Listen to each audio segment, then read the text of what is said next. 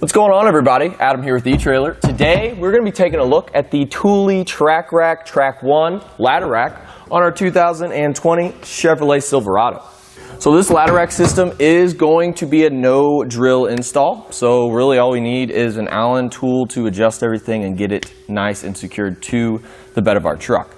The nice thing about it is we're going to have a lot of adjustments to be able to fit whatever size bed that you guys have, but we are going to get a nice fitment as well. This is the black color, but we also have a silver one as well. So if you guys think it'll go a little bit better with your guys' truck, go ahead and grab whatever one's best. I picked this one just because we got a black drop-in liner and we got a white truck. I just figured it looked kind of cool. So, and it does. Well, we'll go over the mounting hardware, just pretty much clamps, 2 clamps on the side here.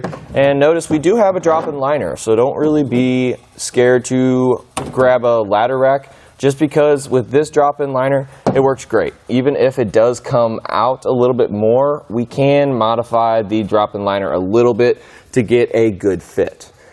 Another thing we kind of think about is just what we can do with the truck. Usually when you buy a truck, you guys are working, doing stuff like that, but you also use it for recreational use.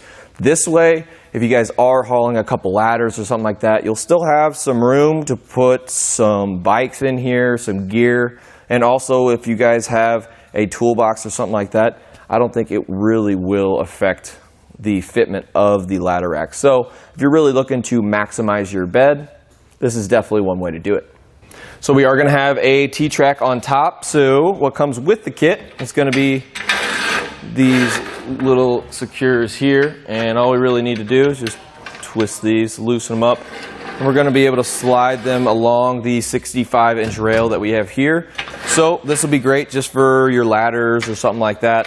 Whatever you guys really have or are going to put up here, it's just going to help it kind of not move side to side as much, and we can also use these as tie downs as well. We don't have any straps that come with the kit, but if you guys go on our website, we have plenty. Trust me, just go ahead and grab whatever straps are going to suit you and whatever load you guys are hauling. But this doesn't just limit it to ladders. I mean, we can put PVC pipe up here. We can put a bunch of 2x4s up here.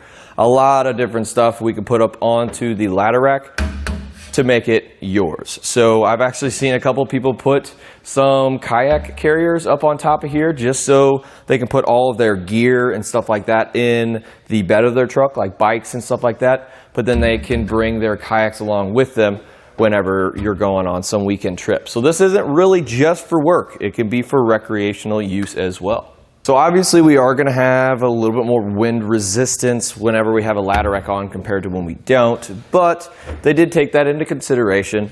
The design that they have on the bars is going to be a little bit more aerodynamic than some of the competitors. Basically, the air is just kind of going to wrap around all this. You might have a little bit whistle in this little track up top, but it really isn't going to affect you guys' fuel mileage that much.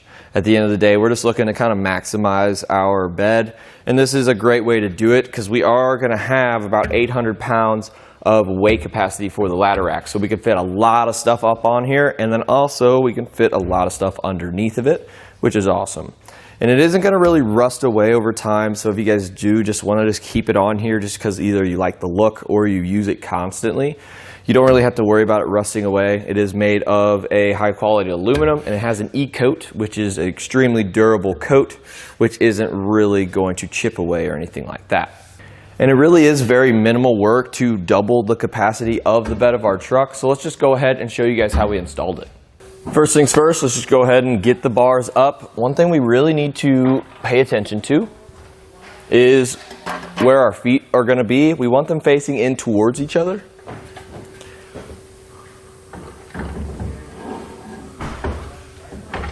And then also we do want them to fit nice and flush up against the side here.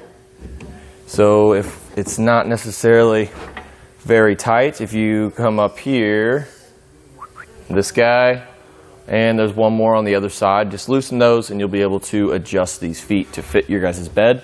But luckily we didn't have to do that. So once it's up there, I'm just going to maximize my bed and put The back one is far to the back of the bed as I can, and this one is all the way towards the cab. So now, grab these, our tool, and our foot.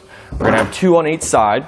And the way we do this is you kind of just feed it in there like so, and then when it's in there, we're going to take this foot, and it's pretty much just going to go sit on top like that.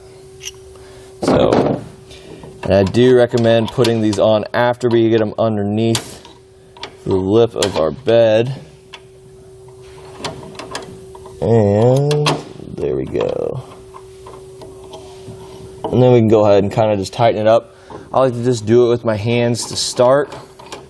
Make sure there's nothing messing with the underneath here. As you can see, we can kind of see a little plastic stud. That's just from this plastic coating on the rails of the bed of our truck. So we want to avoid those. And we want to go straight to the metal.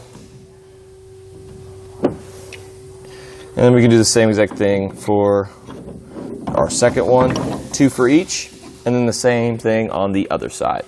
Once everything's installed, just give it a good shake. Make sure it's nice and solid. And if it is, we're pretty much ready to hit the road or load something up.